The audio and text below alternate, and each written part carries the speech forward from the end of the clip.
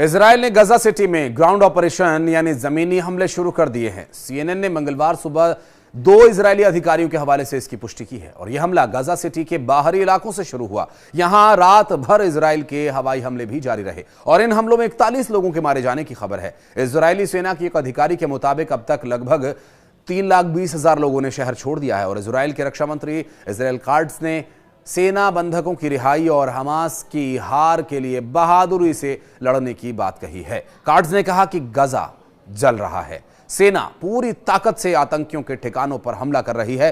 Israel ने पिछले महीने यानी अगस्त में गजा सिटी पर कब्जा करने की योजना को मंजूरी भी दी थी।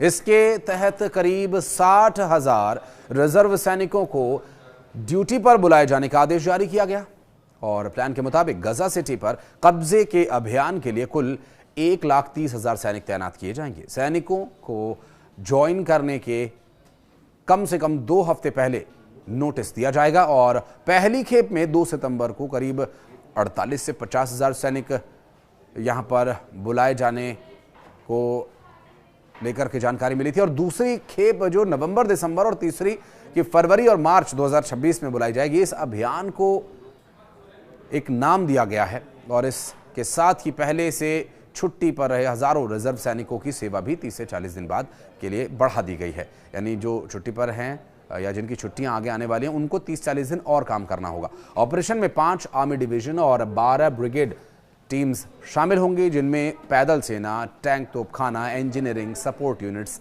शामिल हैं। इसके अलावा गजा डिवीजन की नॉर्थ और साउथ ब्रिगेड भी इसमें हिस्सा ले रही हैं और मकसद सिटी में उन इलाकों में घुसना है जहां हमास के कब्जे में अभी भी कई बंधकों के होने की आशंका है। ये वो इलाके हैं जहां अब तक इजरायली सेना ने बड़े पैमाने पर कार्रवाई नहीं की थी।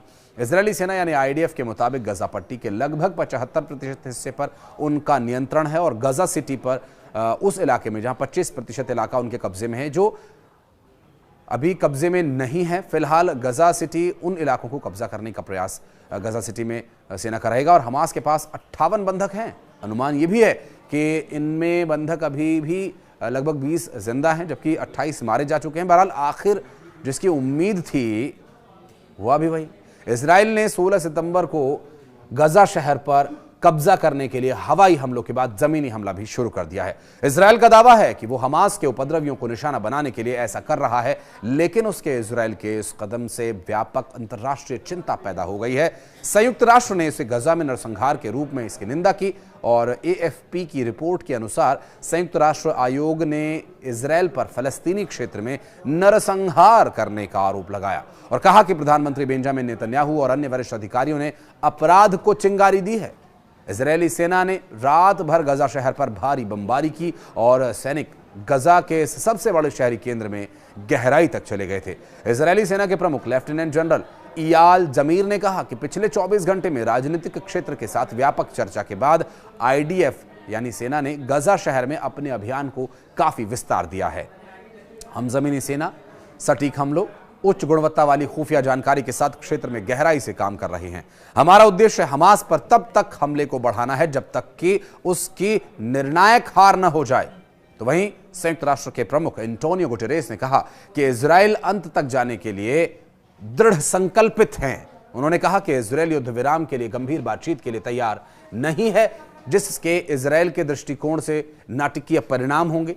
दरअसल रिपोर्ट के मुताबिक इजरायली सेना के एक अधिकारी ने पत्रकारों को यह बताया कि सेना का अनुमान है कि मध्य गजा शहर में 2,000 से 3,000 हमास आतंकवादी हैं और लगभग 40% निवासी छोड़कर दक्षिण में चले गए हैं। उधर इजरायल में बंधकों के परिवार नेतन्याहू के घर के बाहर जमा हुए और उनके ऑपरेशन गजा को रोकने की उन्होंने अपील की है। एक महिला ने कहा कि मेरा एक मकसद है कि मेरा बेटा और जो बाकी बंधक हैं वो घर वापस आ जाएं और इस दौरान इजरायल ने यमन के हूती विद्रोहियों के कब्जे वाले होदेदा पोर्ट पर भी हमला किया और कहा कि वहां विद्रोहियों के ढांचों को निशाना बनाया गया। बहरहाल शांति की बातचीत के बीच अचानक ये हमलों का सामने आना इस बात को पलीता लगाता है कि क्या दोनों देशों के बीच या इजराइल के चलाए जा रहे ऑपरेशंस को रोका जा सकेगा। और जिस तरह से मुस्लिम देशों ने एकजुट होकर के इजराइल से बदला लेने या इजराइल को सबक सिखाने का जो दम भरा, उसके बाद से इजराइल और भी ज़्यादा सतर्क हो गया है। बहरहाल अब देखना होगा कि मुस्लिम देशों की एकजुटता कब होगी, वो एक अलग विषय है। लेकिन इजराइल कितना सतर्क है कि उसने इस ऐलान के साथ ही हमले और बढ़ा दिए हैं। क्या ये आने वाले वक्त में शांति की ओर मार्ग को प्रशस्त करेगा या फिर ये युद्ध यूं ही चलता रहेगा? कुछ कहना है तो आप कमेंट सेक्शन में आकर अपनी प्रतिक्रिया दे सकते हैं। धन्यवाद।